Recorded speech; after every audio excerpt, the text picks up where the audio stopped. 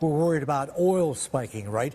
And for low-cost carriers like yourself, your basic business model means that oil or aviation fuel can be up to about half of your cost base. So my question to you as an LCC in the Philippines is, how hedged are you on fuel? Or if you're not, what's the game plan if oil spikes? It's a pretty big exposure for the airline. It's roughly 40% of our costs. Currently, we're hedged around 40% for the next 3 months. And we will try to control what we can control. I think, if anything, it's beneficial that our fleet is pretty efficient. A majority of our jets are all of these brand new A320, A320neos and our A330neos, which save up to 15% in terms of fuel cost and fuel burn. Now, clearly, that's a component that we can't control as well. Now, are there things that we can make ourselves more efficient in? And I guess that's something we'll have to continue working on and focusing on as the airline grows. I think if anything, the good part is our business is continuing to grow. We should be able to spread a lot of our fixed costs across those additional flights and additional seats. We will probably grow this year maybe in the range of around 15 to 20%. And again, pretty, I guess, amazing for in an industry that's, historically, or at least the last couple of years, been pretty difficult to grow into. Well, I don't think you will be impacted by this whole Middle East situation because of cancellations or rerouting because of your main area of operation here. But what was the impact? Was there any impact from the previous episodes of the Middle East tensions in the past years, in 2024 most recently? Was there any impact of fuel cost or supply chain that you needed to deal with?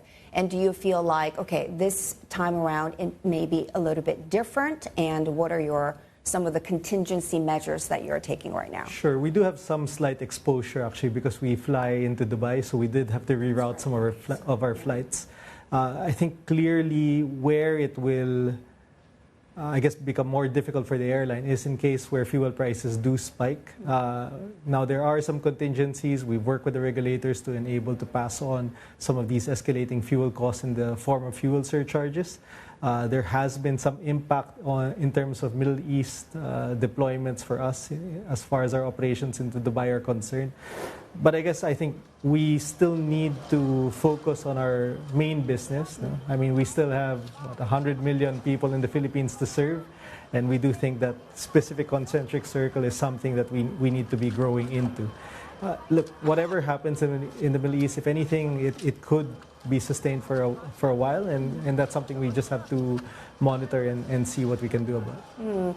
And this whole Middle East tension definitely trumped tariff-related headlines on our rundown. But given the tariff concerns, and not just to the level of the tariffs, of course, but we're just talking about this geopolitical sort of a new world order that we spent a lot of time talking about here at CNBC, and also this Middle East tensions. Do you think that these stories will impact your long-term decisions in terms of markets to grow into? Perhaps you will stay away from certain areas? I think the specific fundamentals of where Cebu Pacific is are helpful towards the airline. So a couple of things. I guess when we take a look at our network, we really take a look at specific concentric circles. The first concentric circle is the Philippines itself.